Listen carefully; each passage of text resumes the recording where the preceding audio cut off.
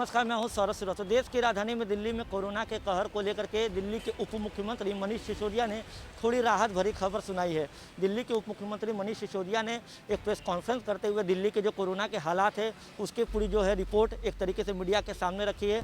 मनीष सिसोदिया ने press conference में कहा है कि पिछले 15 दिनों में दिल्ली में जो पॉजिटिविटी रेट थी वो 35% से गिरकर 14% पे आई है। इसके साथ ही दिल्ली में जिस तरीके से ऑक्सीजन की मांग थी वो भी अब घट गई है। हम आपको बता दें, दिल्ली में जिस तरीके से कोरोना को लहर को देखते हुए लॉकडाउन लगाया गया है उसका असर देखने को मिल रहा है। लगातार पॉजिटिविटी रेट जो है दिल्ली में वो गिर रही है और रिकवरी रेट में बढ़ोतरी हो रही है। वहीं ऑक्सीजन की मांग भी लगातार अस्पतालों में जितनी ऑक्सीजन की मांग हुआ करती थी वो उसमें भी कमी हुई है। आपको बता दें कि पिछले दिनों जब दिल्ली में कोरोना के मामले लगातार बढ़ के आ रहे थे उस समय ऑक्सीजन की कमी के चलते दिल्ली के कई बड़े अस्पतालों में कई मरीजों की ऑक्सीजन की कमी के चलते जान गई थी। ऐसे में जिस तरीके से अब दिल्ली से एक राहत भरी खबर सामने आ रही है वो कहीं ना कहीं लोगों के लिए थोड़ी सी राहत देने वाली है। राहत की सांस लोग ले सकते हैं। लेकिन जिस तरीके से सरकार कोरोना के लिए लॉकडाउन के नियम बनाई है और कोरोना के प्रोटोकॉल है, अगर जनता उसी तरीके से उसका पालन करती रहेगी, आम जन का उसी तरीके से सहयोग रहेगा तो आने वाले दिनों में इसी तरीके से रिकवरी रेट जो है उसमें लगातार बढ़ोतरी देखने को मिलेगी। हम आपको बता दें, दिल्ली में पिछले 24 घंटे की बात की जाए तो पिछले 24 घंटे में 10,400 मामले सामने आए हैं, जो कि एक बहुत राहत देने वाली खबर है, क्योंकि ये मामला आंकड़ा जो था वो लगातार 20,000 25,000 के आसपास हुआ करता था पिछले 24 घंटे की रिपोर्ट के अनुसार। लेकिन पिछले 24 घंटे में दिल्ली में 10,400 मामले सामने आए हैं। उससे भी ज़्यादा राहत भरी खबर ये है कि कई अस्पतालों से ऐसी खबर आ रही है कि दिल्ली के कई अस्पताल ऐसे हैं जहां पे बेड फुल हुआ करते थे, अब उन जगहों पे बेड जो है खाली हुए हैं। तो जिस तरीके से दिल्ली सरकार को केंद्र सरकार का सहयोग मिला है उसका भी मनीष सिसोदिया ने आभार जताया। मनीष सिसोदिया ने कहा कि दिल्ली को जितना जैसे 700 मैट्रिक टन ऑक्सीजन प्रतिदिन की आवश्यकता होती थी वो भी घट के अब 582 मैट्रिक टन की आवश्यकता रह गई है। अगर आम जन और केंद्र सरकार इसी तरीके से दिल्ली का सहयोग करती रहेगी तो आने वाले दिनों में दिल्ली में और भी तेज़ी से रिकवरी रेट में बढ़ोतरी होगी।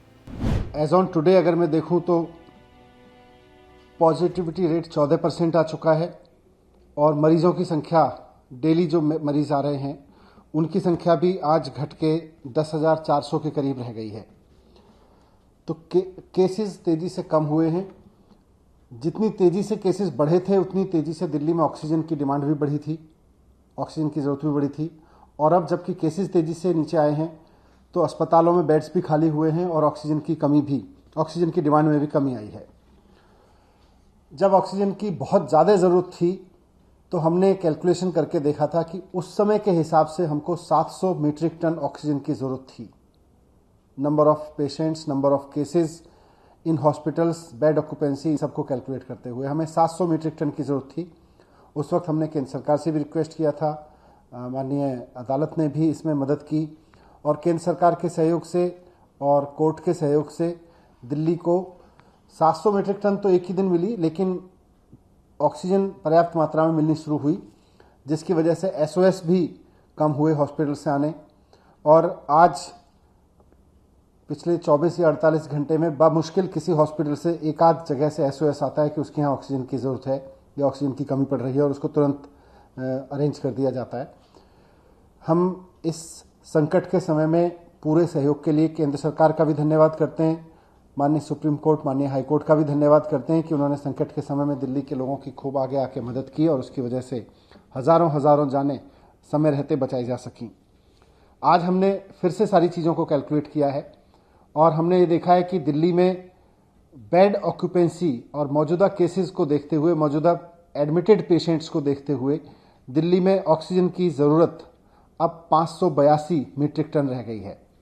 तो आज हमने केंद्र सरकार को चिट्ठी लिखी है कि 700 की जगह अब दिल्ली का काम 582 मीट्रिक टन में चल जाएगा और हमें जो एक्स्ट्रा ऑक्सीजन मिल रही है इससे ऊपर, जो दिल्ली का कोटा 590 है उससे ऊपर मिल रही है, उसमें से एक बड़ा हिस्सा अब अन्य राज्यों को, ज़रूरतमंद राज्यों को दिया जा सकता है। एक जिम्मेदार सरकार होने के नाते हमने केंद्र सरकार को ये इन्फॉर्म कर दिया है।